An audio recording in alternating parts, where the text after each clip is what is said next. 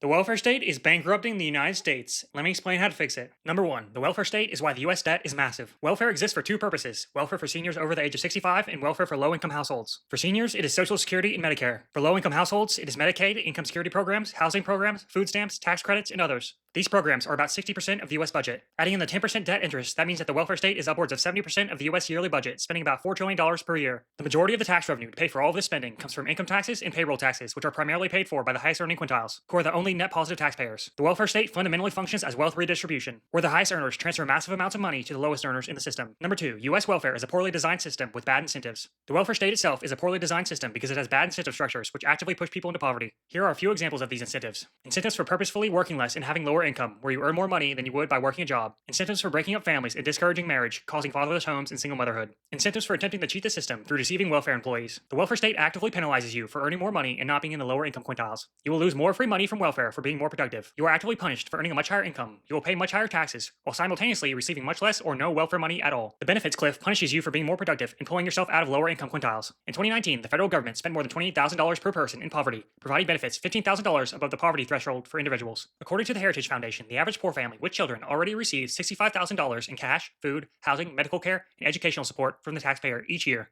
Data from the Federal Reserve Bank of Atlanta shows that a single mother with two children at the poverty threshold is eligible for more than $42,000 in welfare benefits from Medicaid, Children's Health Insurance Program, food stamps, TANF, and EITC, and child tax credit payments. Housing, child care subsidies, and other programs can add tens of thousands of dollars in additional benefits. While there is a focus on the idea of welfare lifting people out of poverty, the question of whether welfare accidentally forces people into poverty is never asked. An example of a welfare system with only positive incentives is an idea called a negative income tax. This system still acts as a welfare system, but simplifies the welfare system. It actively incentivizes earning more income, doesn't reward making negative life choices, and completely eliminates an army of government employees required to manage and enforce the current welfare system. This is not to say that having welfare exist at all is good or bad, but at least a system like a negative income tax is a system designed with positive incentives. Number three, how to fix the welfare system and fix the US debt crisis. The welfare system must be completely removed or massively reformed. If not, the US will go bankrupt, or the government will have to print money to pay for welfare spending, which will result in hyperinflation. Welfare is not the best answer to helping the middle class and working people. By simply lowering taxes on the lower income quintiles, such as lowering their federal income tax to 0% and removing the 15% tax on payroll income, it would allow people to save more money and pay off their debts faster. The removal of the welfare system will also give working class people positive incentives to earn more money because they will not be penalized by the welfare system. Other important factors that would help the financial health of the middle class, such as the healthcare sector and the housing sector, are essential. Watch my videos on healthcare and housing to see how improvements in these sectors can be achieved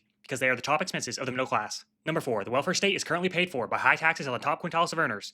Once that money runs out, the middle class will pay the burden. In places like Europe, even the middle class can pay average total tax rates of anywhere from 50% to 75%. Tax revenues to pay for the welfare system must come from somewhere. The upper middle class and billionaires only hold so much wealth in the country. If you seize 100% of the billionaire wealth, and even the multimillionaire wealth, you would spend all of it in just a few years. The simple fact is that the middle class is the largest holder of wealth in most economies, so eventually the tax burden to pay for free government services, like free welfare, will fall heaviest on the middle class. This is why places like Europe have the average earner paying taxes of 50% or higher to fund their gigantic social welfare states. Number five, the welfare state can easily devolve into tyranny of the majority. Tyranny of the majority is an idea where 51% of the population can do whatever they want to the other 49% of the population, as long as they have 51% of the vote in a pure democratic system. When it comes to welfare, all it takes to vote in a bigger welfare state is 51% of the vote. Because the majority of the population are net negative taxpayers and only a smaller percentage are net positive taxpayers, this means that 51% of the population can always vote in more welfare, paid for by higher taxes on other people. Democracy can very easily devolve into electing whoever promises the most free government money. Voting out welfare is extraordinarily difficult, but voting in welfare is easy. Number six, the welfare system is not a logical system. What is the logic of being forced by the government to pay for anyone else's food, housing, or healthcare? It would be one thing to have unanimous consent for common community services, like how 99% of people would agree to communally pay for public roads, public police, and public fire. These are logical things to have a community pooling of resources. When all it takes is 51% of the vote to forcibly extort others of their personal income, the logic of the entire system is highly questionable. The welfare state is not communal pooling of resources for the common good, such as paying for roads. The welfare state is simply direct cash payments in the form of wealth redistribution. The general idea of a welfare state, also referred to as a social safety net, is that you can help people when they fall in hard times and need temporary assistance, such as losing a job or any other temporary situation. In reality, the welfare system acts more as a permanent government wealth transfer program, with money flowing from the top quintiles to the bottom quintiles. A large percentage of the population are simply net receivers of government money for their entire lifetimes.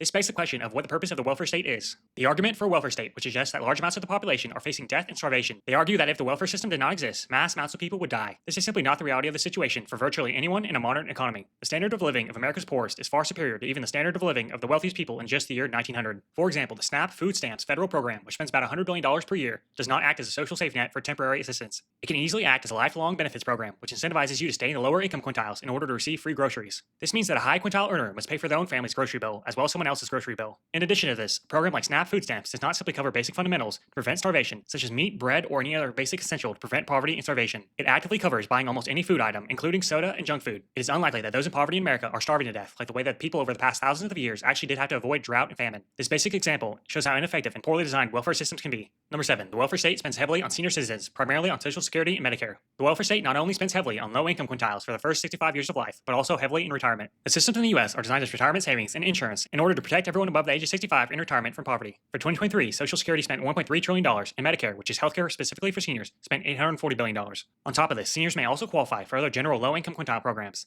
such as housing assistance. This means that anywhere from $2 trillion to $2.5 trillion are spent every year on those in retirement. This represents upwards of 40% of the U.S. federal spending every year. There are a few important things to say about all this spending. Firstly, having such a heavy welfare system for seniors is illogical because wealth stratifies heavily by age group. By retirement, most people have hundreds of thousands of dollars saved, and very often people have millions of dollars saved. Meanwhile, Social Security is paid for by working age people, such as people in their 20s and 30s. This means that non-wealthy people are subsidizing direct cash payments to wealthy retirees. This fundamentally is illogical. Next, defenders of Social Security will argue that we need a forced government program for retirement savings. This is wrong. People are perfectly capable of saving for retirement without government intervention, and even if a subset of people have $0 saved for retirement at age 65, that does not justify creating gigantic government programs that must be enforced on 100% of the population in order to safeguard against the actions of the few. If someone is unable to pay for their food, housing, and healthcare because they have $0 saved for retirement, it once again asks the question of what the logic of forcing others to pay for it is. Social Security itself acts as a Ponzi scheme structure where money flows from working people today and is directly handed to existing retirees. It is not a savings account. It requires the constant addition of new working people to fund existing beneficiaries. This system is fundamentally unstable and poorly designed. Social Security acts as yet another wealth redistribution program, where those who pay the most receive the least,